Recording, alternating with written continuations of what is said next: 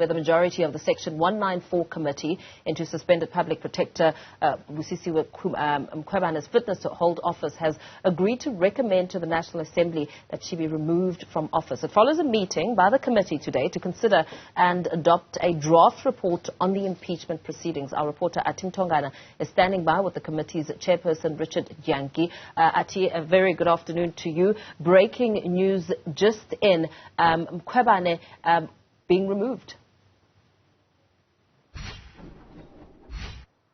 Well, Mpho, what we know based on the deliberations of the Section 194 committee today is that the majority of the members of the Section 194 committee agree to the recommendation of her removal. And this is the exception of the EFF and Al-Jama, and we know previously the ATM and the UDM have been against this process. So at this stage, it is still a recommendation which is an indication of the findings of the Section 194 committee's report, which is still a draft report at this stage. Remember, it still needs to be handed over to the Public Protector, where she herself needs to go through it and perhaps give a reply to the committee on those findings, which find that she acted in a way that she did not represent the office.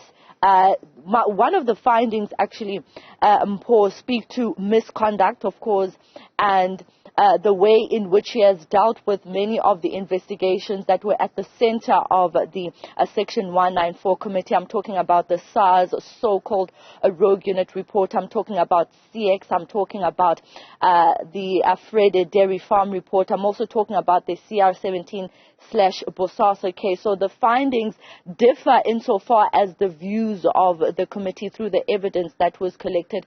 Some find that she was incompetent. Some find that there were acts of misconduct. So I have with me, as you've mentioned, Richard Dyantyi, the chairperson. Well, how many days are you giving the Public Protector to respond to this draft report? Today is the 11th of August. Good afternoon to you, Athi, and Newzroom viewers. Today is the 11th of August, on a Friday. We're going to be working very hard by tonight still to give her our draft report and expect her to have responded to it by the 21st of August. So that's roughly 10 days that we're giving her, and we think that's more than enough days for her to go through the report and respond to the issues and the findings that we're making. As you've just indicated, we've done solid work as the committee. And up until today, and as we go to the remaining days, we remain so laser focused on our work that we've done so far. So 10 days is what we're giving her to respond to our findings and the recommendations we're making. We've been very clear today. The committee met. We have gone through from 11 o'clock, charge by charge, sub-charge by sub-charge, where the committee was considering and deliberating on each of those charges, adopting each of those throughout the day, and at the end, based on the work we've done, which is backed by evidence and facts, we're able to then say the majority of the committee is that we are recommending to the National Assembly that suspended Public Protector Busisiwe Mkhwebane is not fit to hold office and therefore must be removed. Now, if she takes this on review, where to from there? We've always said that we respect her rights of where she needs to exercise her right when she has grief, whatever platform she's going to go to. If she exercises that, having looked at the report, although we're expecting on the 21st of August for her to respond to the report, if that's a choice she's going to make, we've done the kind of work that is comprehensively solid.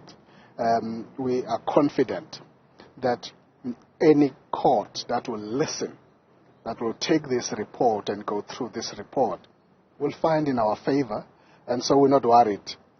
You would have heard today the EFF itself having not fully participated in the process. The 18 hours I was talking about there, for 2 days when we started doing the draft report, that they today are saying they reserve their right for the review.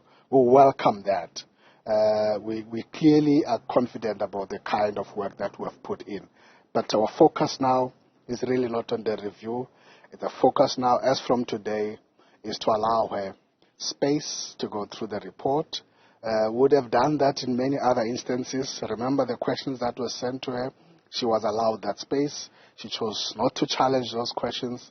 We hope that she will find time to respond to these. It's her choice what she will do about that. But whatever she does, it will not necessarily stop us from proceeding to the next step. We said these are recommendations, and these recommendations we're making to the National Assembly are subject to what she is going to be commenting on. I was actually going to ask that, because we've seen that in your previous statements as the S194 committee, she has not responded to those written questions. Will her responses, or the lack thereof, affect the work and the draft and the finalization of the report? This is now entirely in her court. The onus is now on her. We've done our work. We have gone through every possible avenue to have a fair and a rational process. We discussed that this morning. And so, as we're going to be giving her the draft report tonight, we expect her to respond in either way, in saying, I don't agree with this for these kind of reasons. And if there's a non-response, it really would mean to us she's not challenging what we've put forward. If she doesn't agree, which we know, will that impact any of the findings? We have already, as part of our deliberations, that and members would have expressed that though we're saying our recommendations are subject to her feedback, we're hoping that she will give feedback. If she doesn't, she would have chosen to do that, and in which case it means what we have adopted stays the same, and therefore we'll go to the National Assembly and then ask that the report be tabled. If the National Assembly agrees to our recommendations and our findings, it would mean that the National Assembly would vote. When? The National Assembly process we can't really determine, because after the 21st of August, we're going to have a brief committee meeting to look at the response or non-response, both kind of issues.